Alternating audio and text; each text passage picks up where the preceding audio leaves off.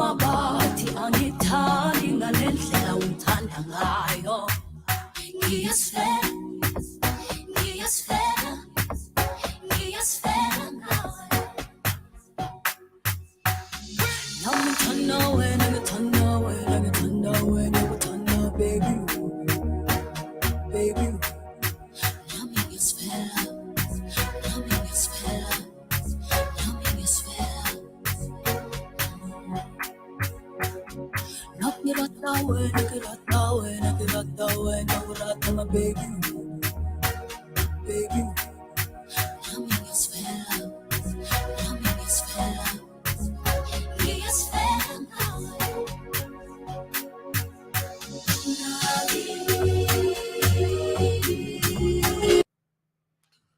Who is that?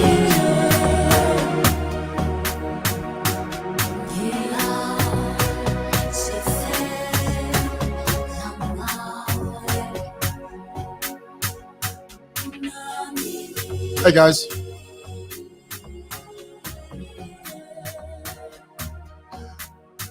Can't get enough of this song right here. Hello, everybody. Thank you so much for taking the time out of your very busy schedule to spend a few moments with me here on SML TV. Thank you. Wherever you're watching me from, whether it's from the Maldives, whether it's from Kwakasomo, Kutwapia, Kundola, Kumansa, Western Province, Mongo, wherever you are, Baton Rouge, Louisiana, Memphis, Tennessee, Oklahoma City, Oklahoma. Welcome. Thank you for being with me. Hope you guys had a great weekend, and I'm hoping this connection is fine because, you know, sometimes it just messes up on you. Sometimes the connection just sort of goes crazy. You know, guys, did I tell you there's this thing I use? I think it's powered by Netflix. It literally tells you your internet speed. I mean, it tells you how many megabytes per second you're sort of uploading. If that's even the correct terminology, I don't know. Guys, a couple of things I want to talk to you about. I won't keep you long. I try to keep these podcasts, is that what they call them, podcasts? Try to keep them below 25, 30 minutes because, you know, people's attention span, especially on social media, people's attention spans are very short. So you have to maximize. You see, already it started to go blurry. I can't stand that. Anyway, we're going to get through it. One way or another, we'll get through it. Guys, I was just watching before I came on live. I noticed that Tayali has been arrested no. Let me go back. Tayali has been taken to the headquarters, the police headquarters, by his lawyer, Makebi Moneyman Zulu. Boy, I tell you, every single time Makebi coughs, he coughs up money, boy. Anytime one of these Patriotic Front surrogates, one of these Patriotic Front henchmen, not the inchman, henchmen, are in trouble or they need some type of legal representation, oh, here come Makebi Moneyman Zulu boy. He comes running. He comes running. And here's the thing, this is what amazes me about Makebi Moneyman Zulu, is that, you know, they toss him money like they're throwing flowers at him. You know, it's like, hey, Makebi. And then there's Makebi there. He catches the money. Thanks, man. Thank you for that bundle of cash. Anyway, it's been reported that Makebi Moneyman Zulu has taken Tayali to the police.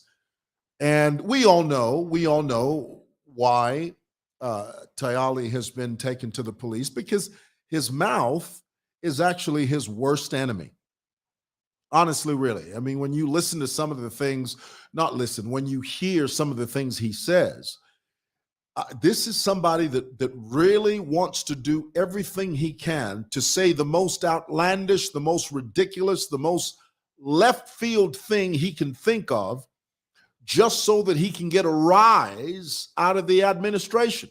Do people still say that? Get a rise out of somebody? There are people that do that. I mean, they literally they stoke the fire. You know what it is to stoke the fire? And they don't do it because they love the country or they love uh, uh, their fellow Zambian. No, they do it because, and let me tell you, they do it because they don't have any choice in the matter. They do it because they are at their wits' end. And fibe. I mean, the reason Chilufya Tayali is in the position that he's in now, when HH won the elections, he was trying to get sort of close to the administration. Well, they sort of sidelined him. And because they sidelined him in an effort to retaliate for that sidelining, he figured, you know what? I've got nothing to lose. The only thing I can do is I will spend most of my time every day on the hour, every hour, disparaging the head of state, calling for his resignation, calling him a dictator, saying the most ridiculous things that you can ever think of, all because he wants a rise out of the administration. In his mind, trust me, in his mind, he thinks all of this is a way to build his political clout. But if you really look closely at him, he's been railing against administrations from the time he discovered Facebook. So he doesn't stand for anything. What it is that he rails at everything. Ooh, that's a good one. That's a good one. I think God just put that in my heart. He doesn't stand, let me say it again. He doesn't stand for anything because he's been railing against every single solitary administration since the day he discovered Facebook. So he doesn't stand for anything, but he rails at everything. What type of man is that? Well, what do you stand for? Well, one day you're in bed with the PF. You know, you say you're going to support the PF, and then the next you're not. You know, and it's a. I feel sorry for him. Let me tell you why I feel sorry for him. Because he somehow, in his mind, he thinks the law doesn't apply to him. I mean, listen to this thing he said. He said, the police have come to get me for whatever crime they have cooked up. Now, remember, he's talking about law enforcement, okay? Now, remember, he's not above the law. We've been arrested. I've been arrested before. I know what it is when a police officer comes to your door and they give you a warrant of arrest and say, Mr. Mwera, we are here to take you. Folks, there's nothing like negotiating. When the police come to pick you up, they pick you up. Okay? When you refuse to be picked up, that is obstruction of justice. That's what that is. It's obstruction. But you know, you got people like Tayali who think that they're above the law. They think that the law doesn't apply to them. They think that there are components in the law that do not apply or that the law doesn't kumya them. You know kumya? It doesn't brush against them. It can brush against anyone else, but oh, God forbid if the law brushes against him. Nonsense. He's subject to the same law that we are subject to. He has to go through the same scrutiny that the rest of us have to go through. Granted, I must tell you, make no mistake, he's not a martyr. See, in his mind, he thinks I'm fighting for the people of Zambia.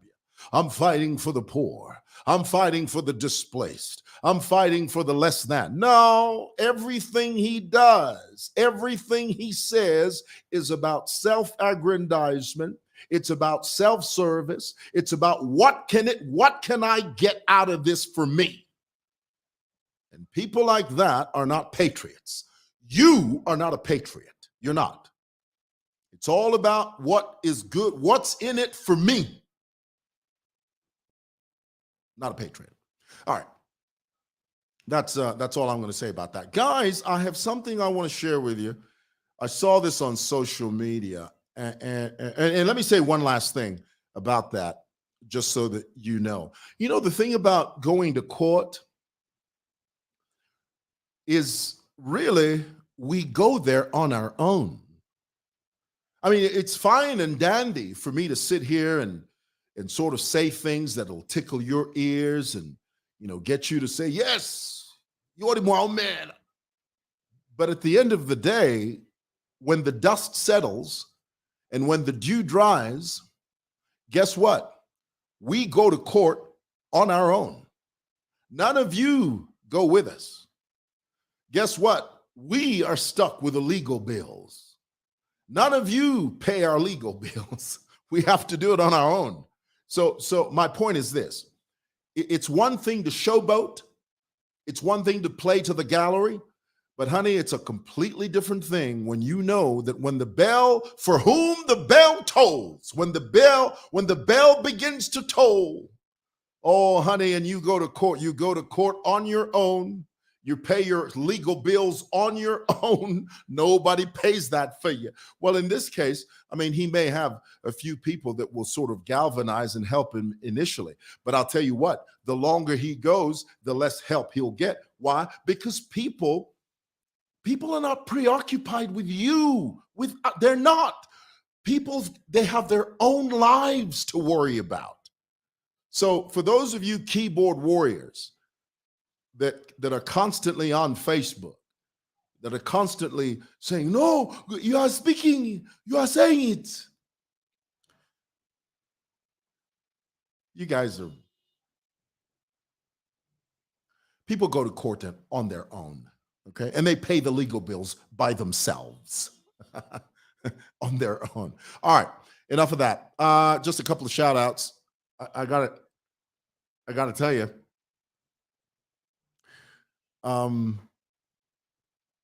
I saw something on social media, and I want to mention this.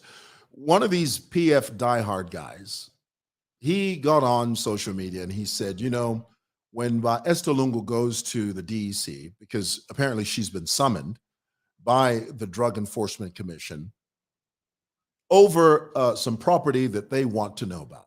The D.E.C are taking a closer look at by Esther Lungu.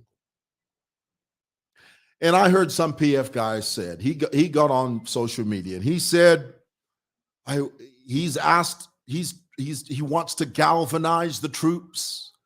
He wants to rally the wagons. He wants to circle the wagons around this issue. He said everybody should go and show solidarity, show oneness, because if President Edgar Lungu goes if he escorts Mrs. Lungu to the D.E.C., this PF cadre says all cadres, all supporters, all PF surrogates must show up and show solidarity. Now, here is what I think should happen, okay? And I want you to hear this. You see, if the PF supporters show up in numbers, that's nothing but trouble. I mean, we all know that PF is a party that does not contain itself. We know that PF is a party that has no regard for the law.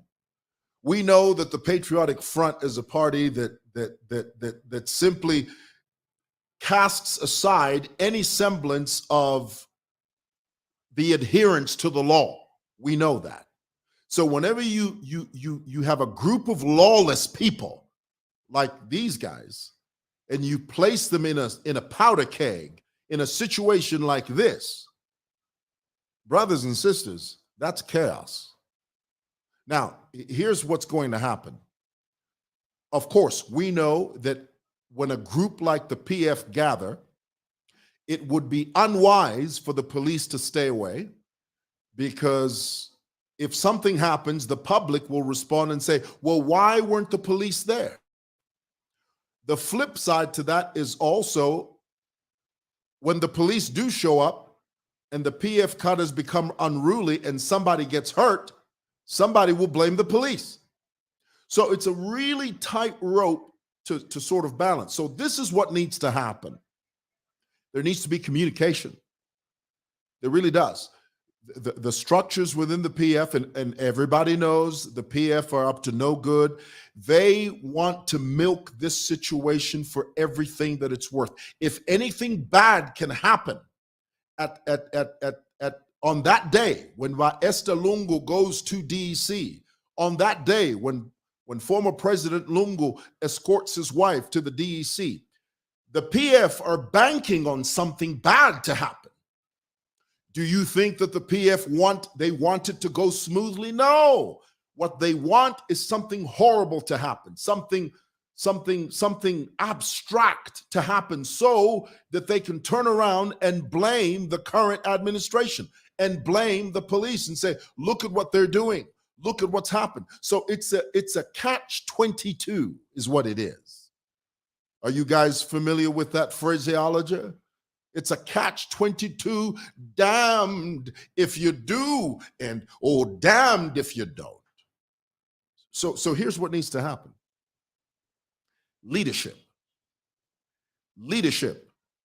President Lungu needs to tell his followers, don't show up.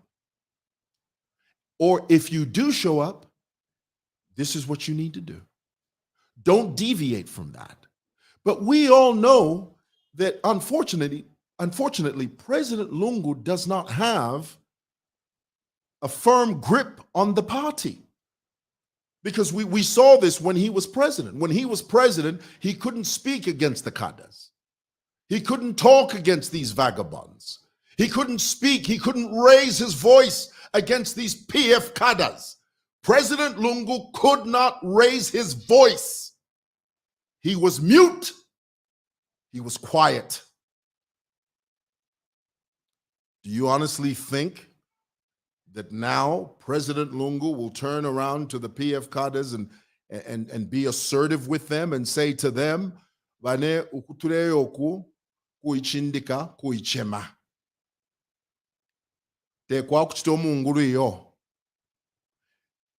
That's what he's supposed to do. But being PF, those cadres don't listen to anybody. Those vagabonds don't listen to anybody. Those despots don't listen to anybody. Those criminals don't listen to anyone but themselves. And so I must tell you that I'm praying, I'm hoping, honestly, really, I'm praying, I'm hoping that whenever the day does come, when Esther Lungu is summoned, I hope it's not going to be a fiasco, because the PF are hell-bent. They are determined. They are determined to make sure that this event turns into possible bloodshed. They are determined to make sure that when Esther Lungu, Edgar Lungu, former President Edgar Lungu, when they go to the D.E.C., these PF thugs are determined to make it a circus. And the police have to be firm. Firm. They do, but it starts with leadership. It starts with leadership. Everything rises and falls on leadership, John Maxwell often says. And if we ignore that one fact, we ignore the obvious. We do. All right. That's what I wanted to share with you. You politicians are the same.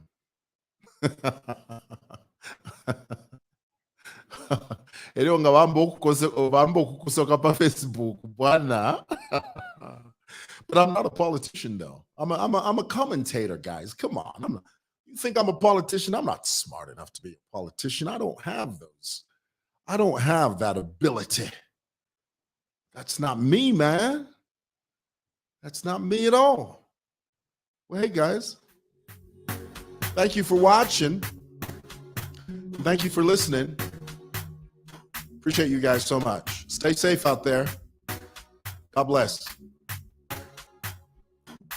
Look at my internet. It's a mess.